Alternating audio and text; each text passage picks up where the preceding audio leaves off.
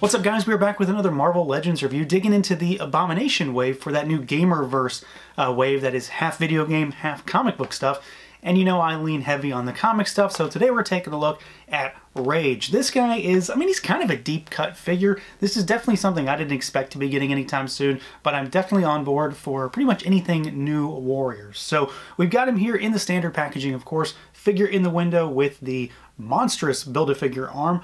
We've got the artwork on the side of the box in all of his quote-unquote rageful glory, and then you've got a bigger shot of that artwork on the back, and then a tiny little bio with our lineup and Build-A-Figure shots. So let's do it. Let's pull him out and take a look. And here he is out of the package, our Rage figure. That still isn't something that I expected to be saying, because this guy's not necessarily unknown or anything like that, but he's certainly kind of off the beaten path when it comes to character selection. This whole wave in particular is honestly really weird. Outside of, say the Gamerverse Cap and Iron Man, they're still weird versions of those characters, but they're well known. Rage is definitely not a normal type of character you expect to see on pegs these days, and I'm really happy to get him because I love the new Warriors. It was one of my favorite teams as a kid, and I'm hoping that this guy is maybe a step in that direction where I'm finally going to get my Speedball figure. Maybe, Hasbro, please, because I definitely want to round out a classic new Warriors team, and I know that Rage would fit really well there with Speedball at the helm. So let's see what this guy can do. He is pretty familiar territory when it comes to Marvel Legends, but it all works really well for this guy, honestly. So we've got a head that can look down really far. He can look up really far. He does have a little tilt, not a great deal, but you do have a little bit of bobble. And then, of course, you've got full rotation. Arms go all the way out at the shoulder, and then they rotate all the way around. You've got your bicep swivel, pretty solid double-jointed elbow. You've got hinges and rotation at the wrist, so you've got lateral hinges on the wrists, and then you've got an ab crunch, so he goes forwards. He doesn't really go back, just a little bit, but just barely. And then you've got a waist twist. Legs go out about yay far. They kick forward about 90 degrees. Not really much on the back kick. There is a thigh cut, of course.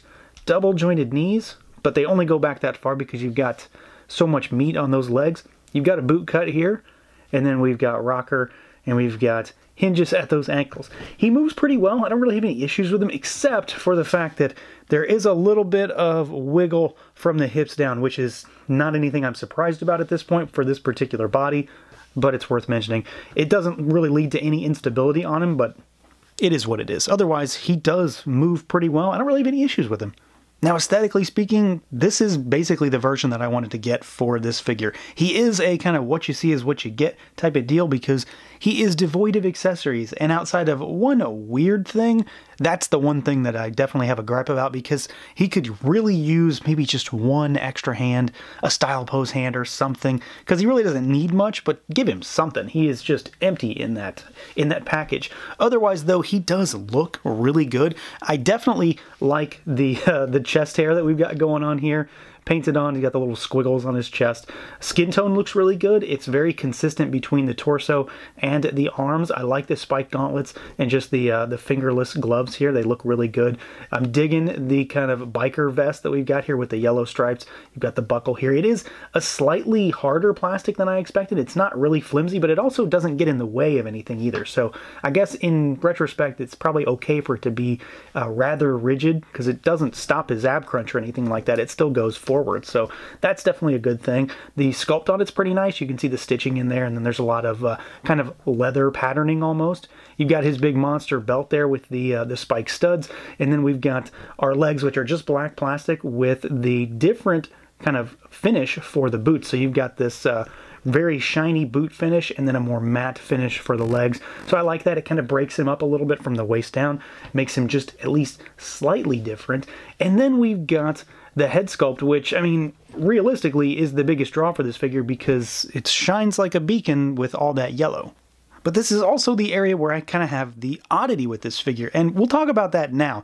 I don't think it's really an issue because it seems like it would be a very egregious mistake to have made, but the nose on this figure does not look like the same color as the rest of the body or the eyes within that mask. I do think that it's something to do with all of the yellow surrounding it, where it's definitely throwing things off of it, because in certain angles and in certain lights, it looks fine. But under really bright lights, especially right now for me, it doesn't seem correct. So your mileage may vary on that. It's kind of weird. It's certainly not, ruining the figure for me or anything. It's just an oddity.